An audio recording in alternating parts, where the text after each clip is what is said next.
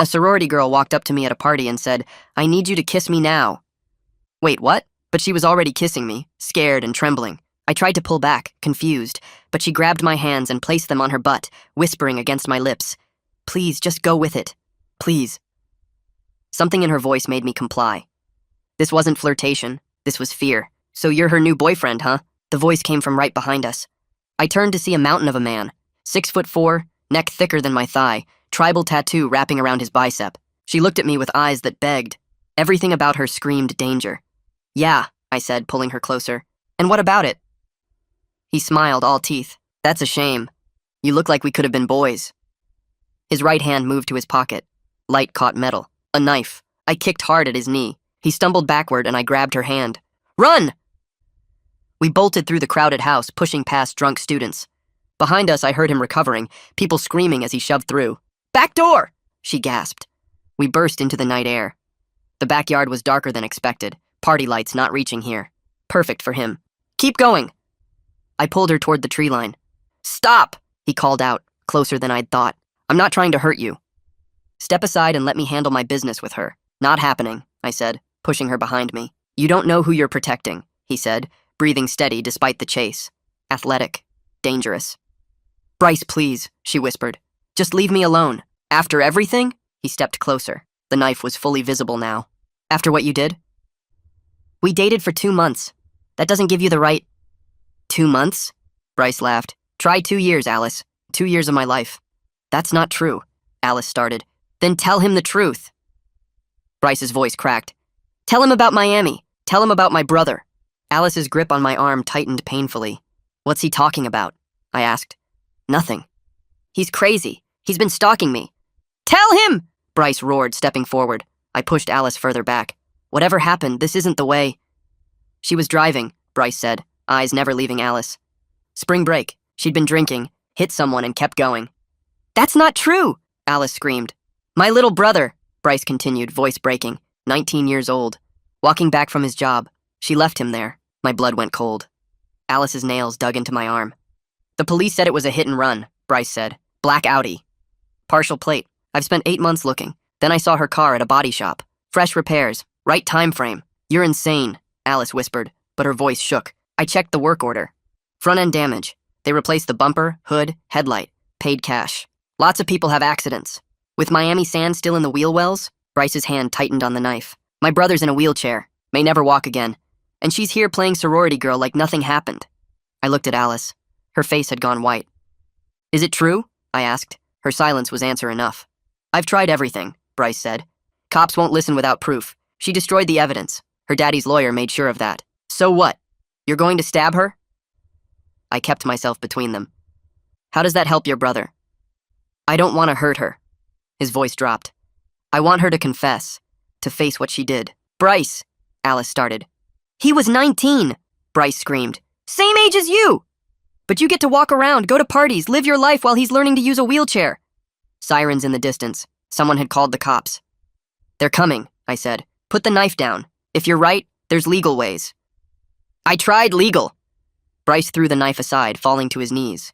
"I tried everything, and she has money, lawyers. I have medical bills and a brother who cries himself to sleep. She's not walking away from this without crutches." The sirens got louder and red and blue lights started flashing through the trees behind us. Bryce stayed on his knees with his head down and his shoulders shaking. Alice was pressed against my back and I could feel her whole body trembling. I kept my position between them, even though I wasn't sure anymore who needed protecting from who. A woman in uniform came through the back gate first with her hand near her belt and her eyes scanning everything fast. She was maybe 40 with her hair pulled back tight and this calm look on her face like she'd seen worse than this. I put both hands up right away, but kept myself as a barrier between Bryce and Alice. The officer took in the whole scene in about 3 seconds, the knife on the ground, Bryce crying on his knees, Alice shaking behind me, drunk students watching from the house windows. Her voice cut through all the noise and chaos. She told everyone to stay exactly where they were and not to move. 2 more officers came through the gate behind her, and one of them went straight for the knife, while the other started moving students back from the windows. The woman officer walked toward us with careful steps and asked who was involved in the incident. I said it was the 3 of us, and she nodded once and told Alice to step away from me and go stand by the fence. Alice's hand grabbed my shirt for a second before she let go and walked backward toward the fence without turning around. The officer asked Bryce if he was hurt, and he shook his head no. She told him to put his hands behind his back, and he did it without arguing or fighting. She cuffed him, but her voice stayed calm when she explained it was just for safety, while they figured out what happened. Bryce kept staring at Alice with this look on his face that made my stomach hurt. It wasn't anger anymore. It was just broken and sad and desperate. Alice had her arms wrapped around herself, and she wouldn't look at anyone, just kept her eyes on the ground like she was trying to disappear. I could hear students inside the house talking loud, and I knew phones were out and people were recording and posting and texting. This was going to be all over campus before the cops even finished taking statements. The woman officer came over to me and asked my name. I told her, and she wrote it down in a small notebook. She asked if I was hurt, and I said no. She introduced herself as Officer Donna Chavez and said she needed to get statements from everyone separately. She pointed to a spot near the back porch and told me to wait there. Then she went to talk to the other officers, and I watched them bag the knife as evidence and take photos of where it had been on the ground. One officer started talking to Bryce in a low voice, and another one approached Alice, who pulled back against the fence when he got close. Chavez came back to me after a few minutes and asked me to tell her what happened. I gave her the basics, tried to keep it simple and clear. A guy with a knife approached us. The girl asked for help. I kicked him, and we ran. Chavez wrote everything down in this steady way that somehow made me feel less panicked. Her pen moved across the page, and she asked follow-up questions without looking up. Where did I first see the knife? How close was he when I kicked him? Did he threaten me directly? I answered everything and tried to remember exact details. When I got to the part about Bryce's accusations about Miami and the hit and run, I heard myself saying the words out loud for the first time, and something in my chest cracked. Chavez's pen stopped moving for just a second. Then she asked me to describe Alice's reaction when Bryce mentioned Miami. I told Chavez that Alice denied it, but her voice shook when she said it. I said Bryce accused her of hitting his brother with her car during spring break and leaving the scene. I explained that he mentioned a body shop and repairs and Miami sand in the wheel wells. Chavez asked if I believed him, and I said I didn't know what to believe. She asked what Alice said when I asked her directly if it was true. I had to admit that Alice didn't give me a straight answer, that she just went silent and wouldn't look at me. Saying it out loud made it real in a way it wasn't when it was just happening. I felt my certainty about protecting Alice start to crumble and fall apart. Chavez asked if I'd been drinking tonight, and I told her the truth. 2 beers over about 3 hours. She wrote it down without any judgment in her face. She pulled out a business card and handed it to me. She said I should come to the station tomorrow when I was completely sober to give a full formal statement. I took the card and put it in my pocket. Chavez walked away and started doing a loop around the backyard. I watched her stop and talk to at least 6 different students who were holding up their phones. They all filmed something, the fight or the knife or Bryce yelling about Miami or Alice's face when he said it. Chavez collected names and numbers and asked them to send her the videos. I felt this weird mix of relief that there was evidence and dread about what that evidence might show. One girl kept saying the same thing over and over while showing Chavez her screen. She kept saying, "This is insane. This is absolutely insane." Another guy said he got the whole thing on video from his bedroom window. Chavez thanked each of them and wrote down their information. Alice was talking to another officer now on the other side of the yard. She reached back without looking and somehow found my hand in the dark. She squeezed it once in this desperate way that felt like she was trying to tell me something without words. I didn't know if she was thanking me or trying to make sure I stayed on her side. The not knowing made me feel sick. Her hand was ice cold and shaking hard. When I didn't squeeze back, she held on tighter like she was afraid I'd disappear. I gently pulled my hand away and stepped back. She finally turned and looked at me with these wide, scared eyes. I couldn't tell if it was guilt or just fear of getting caught, and I hated that I couldn't tell the difference. They were loading Bryce into the back of a police car now. He turned his head to look directly at me through the window. His mouth moved and I could read his lips clear as day. Miami, just that one word. Then he looked at Alice with such raw pain in his face that I had to look away. I thought about his brother in a wheelchair learning to walk again at 19. My throat got tight with something that might have been guilt. Chavez came back over and handed me her card again, even though I already had one in my pocket. She said I should write down everything I remembered tonight while it was still fresh in my head. She said to come in tomorrow morning to give an official statement. She asked if I was sober enough to get home safely, and I nodded. She reminded me that I might be a witness in whatever came next, so I shouldn't discuss details with other students or post anything on social media. I put the card in my pocket and promised I'd come in tomorrow morning. I headed back inside to leave through the front door because I couldn't deal with Alice right now. People swarmed me the second I walked in. Everyone wanted to know what happened and who got arrested and if anyone was hurt. The story was already changing and mutating as it spread through the house. Some people said Bryce tried to stab me. Others said Alice was a murderer. Someone claimed there were 2 knives. I pushed through without answering any of them, and the noise followed me out onto the street. My phone started buzzing with texts before I was even off the porch. Campbell's name showed up on my screen with a message. "Dude, saw your backyard heroics. You good?" He added 3 concerned face emojis after it. I stared at the message without typing anything back. I didn't feel heroic at all. I felt like I might have helped the wrong person, and that thought sat in my stomach like a rock. I shoved my phone in my pocket and walked home in the dark. I kept replaying every second of Alice's face when Bryce said Miami, the way her expression froze, the way she couldn't answer me when I asked if it was true, the way her hand felt cold and desperate when she grabbed mine. I got back to my dorm around midnight, and my roommate was already asleep with his headphones on. I sat down at my desk and opened my laptop without turning on the main light. The blue glow from the screen lit up my hands as I pulled up Google and typed in the search terms. Miami hit and run spring break black Audi partial plate. I hit enter and watched the results load. The first link was from a Miami news site dated 8 months ago. The headline said, pedestrian critically injured in hit and run, driver still at large. I clicked it and started reading. A 19-year-old man was struck by a vehicle while walking home from work around 11 p.m. on a Saturday night during spring break. The driver fled the scene. Witnesses reported seeing a black luxury vehicle, possibly an Audi, with a partial plate ending in the numbers 4 and 7. The victim sustained severe spinal injuries and was transported to Jackson Memorial Hospital in critical condition. Police asked anyone with information to contact Miami PD. I scrolled down and there was a photo of the street where it happened, palm trees and street lights and a crosswalk. I read the article again from the beginning. Then I read it a third time. Every word Bryce said in that backyard matched up with what was written here. Black Audi, spring break, 19 years old, spinal injuries. I closed the laptop and sat there in the dark, trying to make sense of what I'd just done tonight.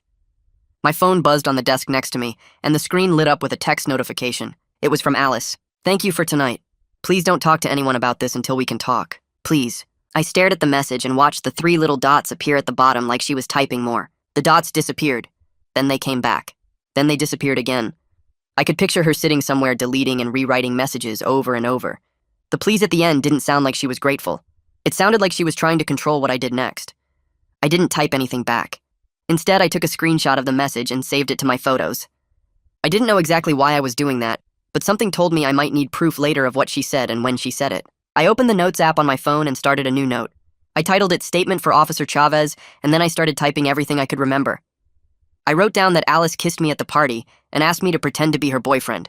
I wrote down that a guy with a knife showed up and I kicked him and we ran. I wrote down every word Bryce said about Miami and his brother and the hit and run. I wrote down the details about the body shop and the car repairs and the sand in the wheel wells. I described Alice's face when Bryce mentioned Miami, how she went completely white and couldn't look at either of us. I wrote down that I asked her directly if it was true, and she didn't answer me. When I got to the part about whether I believed Bryce's accusations, I stopped typing. My thumbs hovered over the keyboard. I typed Alice denied it but seemed scared, and then I highlighted the whole sentence and deleted it. That wasn't the truth. The truth was more complicated than that. I typed I don't know what's true and I left it there because that felt like the most honest thing I could say right now. I saved the note and put my phone face down on the desk. My eyes felt heavy but my brain wouldn't stop running through everything. I changed into shorts and a t-shirt and got into bed but I couldn't fall asleep. Every time I closed my eyes I saw Alice's face in that moment when I asked if it was true. I saw Bryce on his knees crying. I saw the knife on the ground. I finally fell asleep around 4 in the morning and had these awful dreams. In the dreams, there were headlights shining on sand and I was running, but my legs wouldn't move fast enough. Someone was screaming behind me, but every time I tried to turn around to see who it was, my body wouldn't let me. The headlights got brighter and brighter until they were all I could see. I woke up at 7 feeling like I was going to throw up. I sat on the edge of my bed with my head in my hands, and the first clear thought I had was that I might have protected someone who destroyed another person's life. The guilt sat on my chest and made it hard to breathe. I got up and took a shower and got dressed, but I still felt sick. Across town, Bryce was sitting in the police station waiting to be processed out. They released him around 8 in the morning with a citation to appear in court for menacing with a weapon. The officer at the desk handed him back his wallet and keys and told him the court date was in 3 weeks. Bryce walked out to the parking lot and got in his car, but he couldn't make himself start the engine. He just sat there gripping the steering wheel and trying to calm down. His hands were shaking, so bad he had to put them in his lap. He pulled out his phone and called his brother. His brother answered on the second ring asking if he was okay. Bryce said he almost messed everything up, that he almost threw away his freedom for revenge and he was sorry. His brother's voice came through the phone saying it was okay, asking if Bryce was safe now. Bryce said yes, but it was a lie. His hands wouldn't stop shaking on the steering wheel even after he hung up. He sat in that parking lot for 20 minutes before he trusted himself to drive. At the same time, Alice was sitting in her apartment living room while her father's lawyer explained what came next. Luciano Cross wore an expensive suit and spoke in this calm voice that made everything sound manageable. He told Alice she needed to say absolutely nothing to anyone. No texts, no calls, no social media posts, no statements to police without him present. He would handle everything. Alice nodded and felt this wave of relief like someone else was taking all the weight off her shoulders. Luciano opened his briefcase and pulled out a legal pad. He started writing notes about strategy and timeline and what they would say if police came asking questions. Alice watched him write and felt her breathing slow down for the first time since the party. She didn't tell him that the weight crushing her wasn't just fear of getting caught. It was guilt that she'd been carrying for 8 months, and it was getting heavier every day. Back at the police station, Donna sat at her desk downloading all the videos students had sent her. She had 6 different clips from 6 different angles. She watched each one multiple times and made detailed notes. Most of them showed Bryce yelling and the knife and people running. But one clip caught something different. A girl had been filming from the side, and the camera caught Alice's face in profile, right when Bryce shouted about Miami. Donna paused the video and watched that moment 3 more times. Alice's expression went from scared to completely frozen, like someone just caught her in a lie. Donna saved that clip in a separate folder and added a note in her case file. Subject reaction to Miami accusation, notable freeze response. Her professional instinct told her this was bigger than a party fight with a knife. This was something that connected to another case in another city. She picked up her phone and started looking up contact information for Miami PD. I showed up at the police station late that morning like Donna asked me to. She met me in the lobby and walked me back to a small interview room with a table and chairs and a recording device sitting in the middle. She pressed record and asked me to state my name and the date. Then she asked me to describe everything that happened at the party. I told her about Alice kissing me and asking me to pretend to be her boyfriend. I told her about Bryce showing up with the knife and what he said about his brother in Miami. I described the chase through the house and into the backyard. When Donna asked what I knew about Alice, I had to admit I didn't know her at all. We met at that party maybe an hour before everything happened. She asked me to play along, and I did. Donna wrote something down and then asked if I noticed Alice's reaction when Bryce made his accusations. I described the silence, the way Alice couldn't look at me or answer when I asked her directly if it was true. Saying it out loud in an official statement with a recording device running made it feel more real, made it feel more like I was accusing her of something terrible. Donna thanked me and said I might be contacted again as the investigation continued. I left the station feeling like I'd just crossed a line I couldn't uncross. That afternoon, Bryce took his brother to physical therapy at the rehabilitation center across town. He watched his brother work with the parallel bars, gripping them tight and taking slow, careful steps. Every time his brother managed 3 or 4 steps without his legs giving out, they both celebrated like he'd just won a race. Their victim advocate, Nia Owen, stopped by to check in like she did every week. She was this woman in her 40s who worked for the county and helped crime victims navigate the legal system. Bryce told her he found the girl from the accident. He told her about the confrontation and the knife and getting arrested. Nia's face went serious, and she pulled Bryce aside into the hallway. She told him he was lucky he didn't get charged with something worse.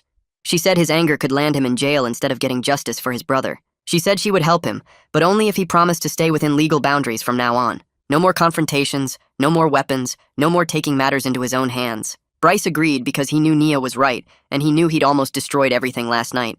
While Bryce was at physical therapy, Alice was sitting in Luciano's office downtown, going over what they would say if police came asking questions. Luciano sat across from her and spoke slowly like he was teaching a child. She was never in Miami during spring break. She was misidentified.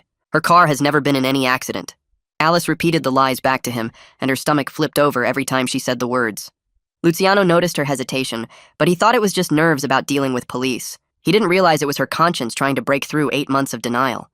He told her this would all blow over if she just stuck to the story. He said her father was paying him a lot of money to make sure nothing stuck to her. Alice nodded because it was easier than admitting the truth out loud. She practiced the lies 3 more times until Luciano seemed satisfied. Then she left his office and drove home with her hands gripping the steering wheel so tight, her knuckles turned white. That afternoon, Campbell caught me in our dorm kitchen with his phone already out, and this look on his face that said we needed to talk. He pulled up the campus GroupMe and scrolled through what had to be 200 messages in the past few hours.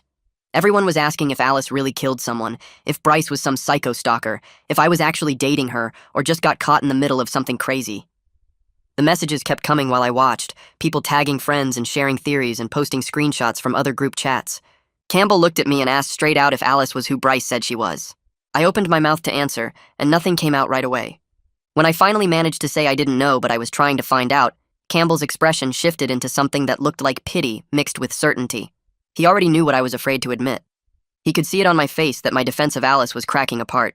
Donna sat at her desk at the police station and picked up her phone to call Miami PD. She explained the party incident and the accusations Bryce made about the hit-and-run case from spring break. The detective on the other end went quiet for a second and then confirmed they had an open case matching that exact description. Black Audi, partial plate, victim with severe spinal injuries, driver fled the scene and never came forward. He said he would email her the case file right away, including the partial plate number and the description of vehicle damage from witness accounts. Donna hung up and waited for the email to come through, tapping her pen against her desk. When the file arrived, she opened the PDF and found the partial plate sequence. She pulled up Alice's vehicle registration in the campus parking database and compared the numbers. The plates matched except for one digit that witnesses couldn't see clearly in the dark. Donna felt that professional click of pieces fitting together, the satisfaction of a case that was starting to make complete sense. Bryce sat on his couch in his apartment staring at his phone screen.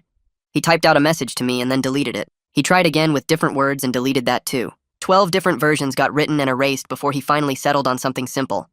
The message said he didn't want to hurt her. He just wanted the truth and asked me please to believe him. His finger hovered over the send button because reaching out to me directly was risky. I could block him or report him or show the message to Alice's lawyer. But he was desperate for someone to believe him who wasn't family or a paid advocate working his case. He hit send and watched the message show as delivered. Then it changed to read. He stared at his phone waiting to see if I would respond or if I would block his number and shut him out completely. The next evening I met Bryce at a coffee shop 3 blocks off campus where nobody we knew would see us. We sat at separate tables at first like we weren't meeting, both of us checking the door every time someone came in. After about 5 minutes of this weird pretending, Bryce stood up and walked over to slide into the chair across from me. He didn't say anything at first, just pulled out his phone and opened his photos. He turned the screen toward me and I saw Alice's black Audi sitting in a body shop bay with the front end clearly damaged. The bumper was dented and the hood was buckled and the passenger headlight was completely shattered. He swiped to the next photo and showed me a work order that he'd somehow managed to photograph. The document listed bumper replacement, hood replacement, headlight repair, and the total came to over $3,000 paid in cash. The date of service was 3 days after spring break ended. I stared at the evidence in his phone and felt my last defense of Alice crumble into dust. There was no explaining this away as coincidence or mistaken identity. This was her car, and this was the damage, and this was the timeline that matched everything Bryce had said in that backyard. Alice sat on her bed scrolling through her phone with her hands shaking. She found her Instagram profile and started going through old stories from that spring break trip to Miami. There was one of her and 3 friends on the beach wearing bikinis and sunglasses. Another showed drinks at a club with pink lights and too many people. One video showed them in a car with music playing loud and everyone singing along. She watched that driving video 3 times, and her finger hovered over the delete button for a full minute. Finally, she pressed it, and the video disappeared from her archive. Her roommate walked past the open door and asked if she was okay. Alice said she was fine, but her voice came out thin and unconvincing. Her roommate gave her this look that said she knew Alice was lying but didn't want to push it. Donna submitted a formal request to the body shop for the complete work order and customer records for Alice's vehicle. The shop owner called her back within an hour and said he needed a warrant before releasing customer information. Donna expected this because shops that do cash repairs often protect their clients' privacy pretty carefully. She pulled up the warrant request form on her computer and started filling in the sections. She had enough probable cause now with the matching partial plate, the timeline connecting to the Miami case, and the type of damage consistent with hitting a pedestrian. She added detailed notes about the cash payment, which suggested someone trying to avoid insurance records. She added notes about the timing being 3 days after the hit and run occurred. The paperwork would take at least a day to get approved by a judge, but she felt confident it would go through. She saved the document and sent it to the prosecutor's office for review. Campbell pulled me aside later that week and admitted something that made my stomach flip. He'd recorded about 15 seconds of the backyard confrontation on his phone before the police showed up. We went back to his room and sat on his bed while he pulled up the video. The clip started right when Bryce was yelling about Miami and his brother. You could hear Bryce's voice cracking when he talked about the wheelchair. The camera angle caught Alice's face in profile, and you could see the exact moment when her expression went from scared to frozen. It was the face of someone who just got caught doing something terrible. Campbell asked if I wanted him to send me the video, and I hesitated for like 10 seconds before saying yes. He airdropped it to my phone and I saved it, even though accepting it felt like I was betraying Alice. But I knew I wasn't betraying her. I was just choosing the truth over whatever loyalty I thought I owed to someone I'd tried to protect. Nia met with Bryce at a coffee shop downtown to lay out his options clearly. She told him he needed to cooperate fully with any investigation that was happening. He needed to let the legal system work instead of taking things into his own hands. He needed to stay away from Alice completely and avoid picking up any new charges. She offered to connect him with the district attorney's investigator who handled hit-and-run cases. Bryce wanted to argue that the system moved too slow and he'd already waited 8 months for something to happen. But he looked at Nia's steady expression and realized she was offering him the only path that didn't end with him sitting in jail. She reminded him that his brother needed him free and present, not locked up for revenge. Bryce agreed to everything she suggested because he trusted her judgment more than he trusted his own anger right now. Luciano filed a campus no-contact order against Bryce on Alice's behalf. The paperwork claimed she was harassed and threatened by someone with a history of violence. He drafted a cease and desist letter warning Bryce and anyone associated with him against posting about Alice on social media or making further accusations without proof. The letter used a lot of legal language about defamation and harassment. Alice felt a moment of relief when Luciano called to tell her the paperwork was filed. For just a second, it felt like legal documents could make the truth go away, like official letters could erase what actually happened. But the relief only lasted until she hung up the phone and looked at her reflection in the mirror. I forwarded Campbell's video clip to Donna's email with a short message explaining what it showed and when it was recorded. Campbell offered to post it publicly on his Instagram or TikTok, and I told him absolutely not. This needed to go through proper channels and not turn into some social media justice situation. Campbell nodded and said he understood, but I could tell part of him wanted the drama of going viral with the evidence. About an hour later, my phone buzzed with a text from Bryce that just said thank you. I realized Donna must have already shared the evidence with Miami PD, because there was no other way Bryce would know I'd sent it. I felt sick and relieved at the same time, this weird mix of emotions that sat heavy in my chest. I'd helped build a case against someone I'd tried to protect, but I'd also helped someone get justice for his brother, who couldn't walk anymore. The next afternoon, Donna walked into Judge Martinez's chambers with her warrant application and laid out the evidence in careful detail. The judge read through the probable cause section twice before signing off on the warrant to retrieve the complete body shop records. Donna drove straight to the shop and found the owner behind the counter sorting through invoices. She showed him the warrant and he nodded without argument, pulling Alice's file from a locked cabinet in the back office. Donna photographed every page with her phone camera while the owner watched. The work order showed front-end collision repairs totaling $3,200, paid entirely in cash on a date exactly 3 days after the Miami hit and run occurred. The damage description jumped out at her like it was highlighted in neon. Impact to the bumper and hood, shattered passenger side headlight, frame alignment needed. This was exactly what you would expect from hitting a person at speed. Donna thanked the owner and walked back to her car, feeling that methodical satisfaction of a case finally building into something solid. She uploaded the photos to the case file before she even left the parking lot. Bryce was stocking shelves at the grocery store when his phone buzzed with Naya's name on the screen. He stepped into the back room to take the call and she got straight to business. He was being formally charged with menacing for brandishing the knife at the party. Fear spiked through his chest so hard he had to sit down on a stack of produce boxes. Criminal record, losing his job, making everything worse for his brother. But Nia's voice stayed calm and steady, and she explained she could probably get him into a diversion program if he cooperated fully with the investigation and stayed completely out of trouble going forward. The diversion would mean classes and community service, but no permanent record if he completed everything successfully. Bryce felt his hands shaking as he held the phone. He asked what cooperation meant, and Nia said it meant letting the legal system work, staying away from Alice completely, not posting anything on social media about the case. She reminded him that his brother needed him free and present, not sitting in jail for revenge. Bryce agreed to whatever she recommended because right now, he trusted her judgment way more than he trusted his own anger. Luciano sat in his office and dialed the body shop owner's number from the work order Alice's father had given him months ago. He kept his voice friendly and casual, saying he was just following up on some details about the repair work for insurance purposes. The owner's tone shifted immediately from neutral to suspicious. He told Luciano he had given police exactly what the warrant required, and nothing more. And if Luciano had questions, he could go through official channels like everyone else. The owner hung up before Luciano could respond. Luciano set his phone down and stared at the wall for a full minute. The evidence was solid. The body shop had cooperated with police. The cash payment and timing made Alice look guilty as hell.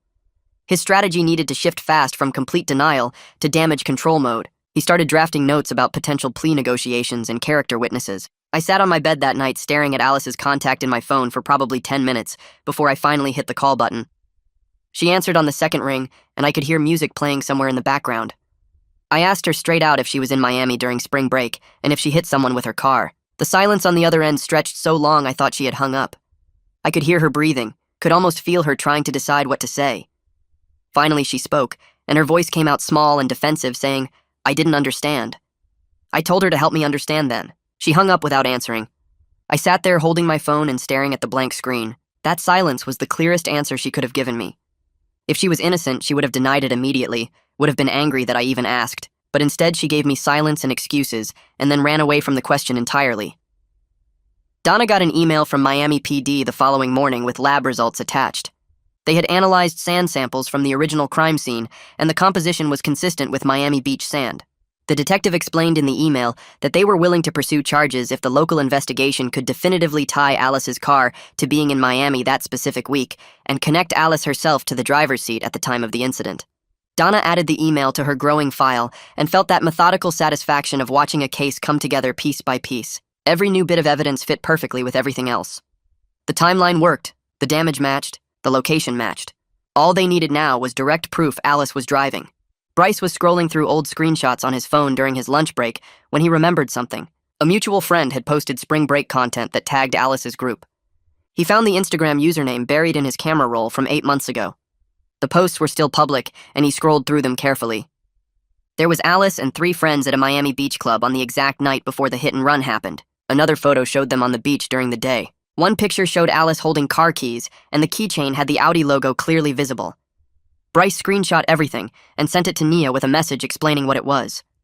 Nia texted back 30 minutes later, saying she would pass it along to Donna through official channels rather than having Bryce contact police directly. The posts were circumstantial, but they were another piece of the timeline proving Alice was in Miami with access to the car. I got an email from the campus conduct office 3 days later, asking me to come in for a meeting about the party incident. I sat across from the conduct officer in her small office while she explained that I was facing a possible written warning for initiating physical contact, even though I was defending someone. Campus policy was clear about physical altercations regardless of circumstances. I accepted responsibility for kicking Bryce without trying to argue my way out of it. I explained that I saw a knife and acted on instinct to protect someone I thought was in danger. The officer nodded and seemed sympathetic but said, "Policy was policy." I signed the paperwork accepting a written warning and walked out feeling like I got off incredibly easy compared to what Alice and Bryce were facing. A written warning in my student file was nothing. Alice's sorority president texted her asking to meet for coffee, and Alice knew immediately this wasn't going to be good. They sat in a corner booth and the president got straight to the point. She suggested Alice take a voluntary leave from the chapter for optics until everything got sorted out. The president didn't say she believed the accusations, but she also didn't say she didn't believe them. Her tone was careful and political. Alice understood she was being cut loose. The chapter couldn't afford to be associated with someone accused of a hit and run. Alice agreed to the leave because fighting it would only make things worse and draw more attention, but the agreement felt like betrayal. These were supposed to be her sisters, and they were pushing her out to protect their reputation. She left the coffee shop and drove home and locked herself in her bedroom. She cried for the first time since the party, ugly crying that left her face swollen and her chest aching. Donna tracked down the rideshare driver who had picked up one of Alice's friends near the body shop 3 days after spring break ended. He agreed to come to the station for an interview, and Donna recorded everything. He remembered the trip clearly because the passenger had been complaining the entire ride about having to pick up a car that got damaged in an accident. The friend had said something about the repairs taking forever and costing a fortune. He signed a statement confirming the date, time, pickup location near the body shop, and describing everything he overheard. It was another small piece that added to the timeline and established that Alice was connected to that specific body shop at that specific time for repairs related to an accident. Bryce took his brother to physical therapy that afternoon and watched from the observation area as his brother worked with the parallel bars. The therapist had him try a short walk without any assistance, and Bryce watched his brother's face scrunch up in concentration as he took one careful step, then another, then 3 more before his legs started shaking. His brother made it 6 steps total before the therapist helped him back to the wheelchair. His brother was sweating and shaking but grinning so wide, and Bryce felt tears streaming down his face right there in the therapy room. His brother saw him crying and started crying too. The therapist gave them a moment, and Bryce walked over and hugged his brother hard. He felt this overwhelming mix of pride at his brother's progress and rage at the person who had taken his ability to walk in the first place. But watching his brother fight so hard to regain what he lost reminded Bryce why he needed to keep this fight legal and controlled. His brother needed him free and present and available, not locked up in jail for revenge that wouldn't help anyone. Donna called me 3 days later asking if I could come in for a follow-up interview. I sat across from her in the same small room with the recording device on the table between us. She pulled out a thick folder and tapped it with her pen. The investigation was building a solid case, she explained, and I might be called as a witness if this went to trial in Florida. I nodded and told her I'd testify to exactly what I saw and heard, no more and no less. My hands were sweating, but my voice stayed steady. Donna thanked me for cooperating and for sending the video footage Campbell had recorded. She said witnesses who tell the truth make her job a lot easier, and I could hear the weight behind those words. I left the station feeling like I'd made the right choice, even though it still felt like betraying someone I'd tried to protect. The sun was too bright outside, and I had to squint walking to my car. Alice sat alone in her apartment with her phone in her hands. Her roommate had gone home for the weekend, and the silence pressed against her ears. She opened the voice memo app and hit record. Her voice came out shaky at first. I panicked. I didn't see him until it was too late, and then I just kept driving. I kept driving. She stopped the recording and stared at the red bar showing the audio file. Her finger hovered over the play button for a long moment before she pressed it. Her own voice filled the empty room, admitting what she'd spent 8 months denying. The words sounded different out loud, more real, more damning. She played it again and felt something crack in her chest. Then she pressed delete and watched the file disappear. But the decision was forming in her mind that she couldn't keep running from this. The walls were closing in from every direction, and maybe the only way out was through the truth. She dropped the phone on the couch and put her face in her hands. Bryce pulled a certified letter from his mailbox and recognized the law firm name immediately. His hands shook as he tore it open. Luciano's letter threatened civil action if he continued to harass and defame Alice. The legal language was aggressive and meant to scare him. His first instinct was to tear the whole thing up and do something stupid. He actually had the paper halfway ripped before he stopped himself. Instead, he pulled out his phone and called Nia. She answered on the second ring, and he read her the letter word for word. Nia's voice stayed calm and professional as she explained that Alice's lawyer was trying to provoke him into doing something that would undermine his credibility.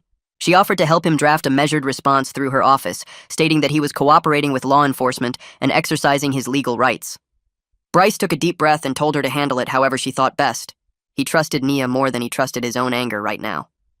My campus conduct hearing happened in a conference room with 3 panel members sitting across from me. The hearing officer explained that I was facing an official written warning for initiating physical contact during the party incident. I didn't try to argue my way out of it. I explained to the panel that I saw a knife and believed someone was in immediate danger. I acted on instinct to protect what I thought was a victim. They noted my reasoning in their paperwork, even though campus policy didn't allow exceptions for physical altercations. The written warning would go in my student file but wouldn't affect my academic standing. I signed the paperwork accepting the consequence without resentment. A written warning was nothing compared to what Bryce's brother was living with. I walked out of the hearing and went straight to class like it was just another Tuesday. Donna sat at her desk organizing the complete evidence package. She had warrant returns, witness statements, body shop records, and timeline documentation spread across 3 folders. Everything pointed to Alice being in Miami during spring break, with access to the vehicle that matched the hit-and-run description. She drafted a formal request for a voluntary interview with Alice through her attorney. Luciano's response came back within hours, refusing the request. Donna called him directly and explained in her calm, professional voice that cooperation now might influence how prosecutors approach charges later. She was applying measured pressure without making threats. Luciano's tone shifted slightly during the call, and Donna could tell he was starting to realize his client's position was weaker than he'd thought. She thanked him for his time and hung up, knowing the next move would come from Alice's side. Alice called Luciano that night and told him she wanted to do the interview. He argued strongly against it, his expensive lawyer voice going sharp with concern. She insisted in a way she hadn't insisted on anything since this whole thing started. Luciano finally agreed, but set strict conditions.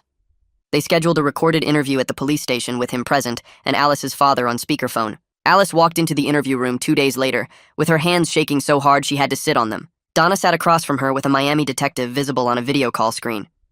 Luciano sat beside Alice with his briefcase open and his pen ready. Alice's father's voice crackled through the speakerphone asking what this was about. Alice looked at Donna and then at the camera showing the Miami detective. Her voice came out shaky but clear. I was driving. I hit someone. I panicked and left. Her father started yelling through the phone immediately. Luciano put his hand on her arm trying to stop her, but Alice kept talking. She described the night, the club, driving back to the hotel. She described the impact and the moment she decided to keep going. She talked until she'd said everything. Donna documented Alice's partial confession carefully in her report. She noted exactly what was admitted and what questions remained about intent and circumstances. The confession was significant but incomplete. Donna coordinated with the Miami detective on the video call to transfer all evidence through official channels. Her role in the local case was essentially complete. She'd investigated the party incident with the knife and uncovered evidence of a more serious crime in another jurisdiction. Now it was up to Miami prosecutors to take it from here. Donna closed her laptop and filed the paperwork, feeling the professional satisfaction of a job done right. Nia called Bryce that afternoon while he was stocking shelves at the grocery store. She said simply, "There's movement." She talked to police. Bryce dropped the box he was holding and walked outside to his car. He sat in the driver's seat and finally breathed without the constant pressure of rage in his chest. It wasn't justice yet, not complete, but it was the first time in 8 months that someone official had believed him and acted on it. He called his brother and told him the news. They were both quiet on the phone, just processing that maybe the system would actually work. His brother's voice was thick when he said thank you. Bryce wiped his eyes and went back inside to finish his shift. My phone buzzed with a text from Alice. I told the police everything. I stared at the message for a long time. The 3 dots appeared and disappeared like she was typing more and then deleting it. I decided not to respond. I'd already given my statement and sent my evidence to Donna. There was nothing left for Alice and me to say to each other. I opened my laptop and backed up my formal statement one more time. Then I sent a final email to Donna, confirming I was available if they needed anything else. I went into my phone settings and blocked Alice's number. I needed a boundary between her consequences and my life. The block confirmation appeared on screen, and I felt something release in my shoulders. Luciano's entire strategy shifted from denial to damage control within hours of Alice's confession. He started making calls to contacts in Miami about plea discussions with prosecutors. He researched restitution arrangements and victim compensation.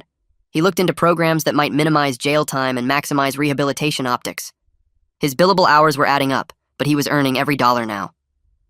Alice sat in her apartment understanding that her life was about to change completely. For the first time, she wasn't trying to lie or run from what she'd done. She was terrified but also exhausted from carrying the secret for 8 months. There was strange relief in finally letting it go. She looked around her apartment knowing she probably wouldn't be living here much longer. Everything felt temporary now, like she was already gone. Bryce sat in his car outside the grocery store during his break and pulled out his phone. He opened Instagram and typed slowly, deleting and rewriting 3 times before he got it right. Can't share details yet, but we're finally being heard. Thank you to Nia and Officer Chavez and everyone who believed us. He stared at the post for a full minute before hitting share. His finger moved to the comment settings and he turned them off because he didn't want this turning into some social media mess with everyone arguing in the comments. He just needed to say thank you to the people who actually helped. His phone buzzed almost right away. His brother had reposted it with just a heart emoji. Bryce felt his throat get tight, and he put his phone away and went back inside to finish stocking shelves. Campbell found me in our dorm room that night playing video games and not really paying attention to the screen. He sat down on his bed and asked if I was doing okay. I paused the game and told him the truth. I said I lied to myself about Alice because I wanted to be the hero who saved someone. Campbell didn't laugh at me or tell me I was stupid. He just nodded and said I did the right thing in the end and that's what matters. We ordered pizza and went back to playing games and didn't talk about it anymore. I felt this small piece of forgiveness starting to form inside me. I made a mistake in the moment, but I fixed it when I learned the truth. Maybe that's the best anyone can do. Donna sat at her desk finishing up her report on the whole case. She typed up everything about Bryce's cooperation during the investigation and how he worked with them once someone explained the proper legal channels. She flagged it all in her notes to the city attorney's office.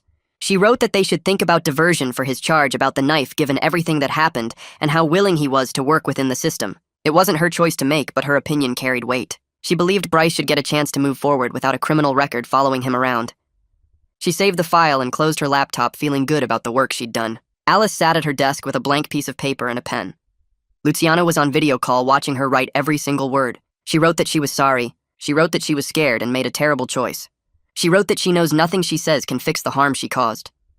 Her hand shook while she wrote, and she had to stop twice to wipe her eyes. Luciano kept interrupting to change words that might create legal problems. Alice wanted to write more, wanted to explain everything, but Luciano said, "Keep it simple, and show you're sorry." She signed her name at the bottom, knowing that sorry doesn't heal a broken spine or give back 8 months of someone's life. It wasn't enough and would never be enough. But Luciano said it was important for the court record to show she felt bad about what she did. Bryce's brother asked him about the knife while they were doing exercises at home. He wanted to know if Bryce was going to get in trouble. Bryce explained that he might have to take some classes and do community service, but Nia was helping him stay out of real trouble. His brother said he was proud of him for not doing anything worse than showing the knife. Bryce felt this weird mix of shame for almost losing control completely and being grateful his brother still believed in him. They went back to the exercises and focused on the small wins. His brother could stand for 30 seconds now without holding the bars. They celebrated that and didn't talk about the legal stuff anymore. Miami PD called me 3 days later and set up a video interview. I sat at my desk with my laptop and talked to a detective for 30 minutes. I told him everything about the backyard fight. I described Alice's face when Bryce said Miami and how she went silent when I asked her directly if it was true. I talked about Bryce's specific details that all turned out to be right. The detective thanked me for coming forward with the video Campbell took and for being willing to testify if they needed me. I told him I'd tell the truth about what I saw and heard and nothing more. He said that's all any witness can do. The call ended and I closed my laptop feeling like I was finally done with my part in all this. The university sent Alice an official letter about interim suspension while they waited for the criminal case to finish. Her group chat with her sorority friends went completely quiet. Nobody was texting her anymore. She didn't fight the suspension because she understood she was facing way bigger problems than school discipline. She started packing up her apartment over the next few days. Her parents drove up to help her move everything back home. The drive away from campus felt like leaving behind a version of herself that didn't exist anymore.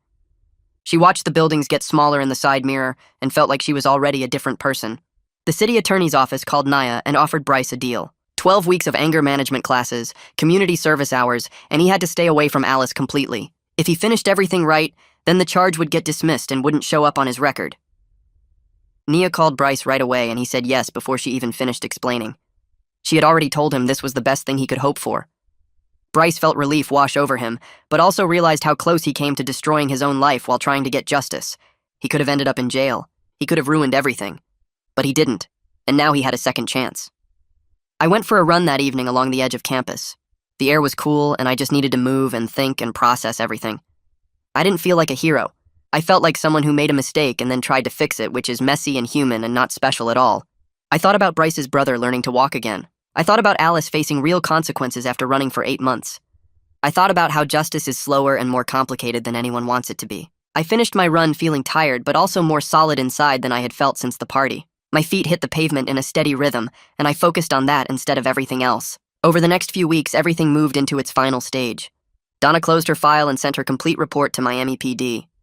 Bryce started his classes and kept helping his brother with exercises and found purpose in the daily routine.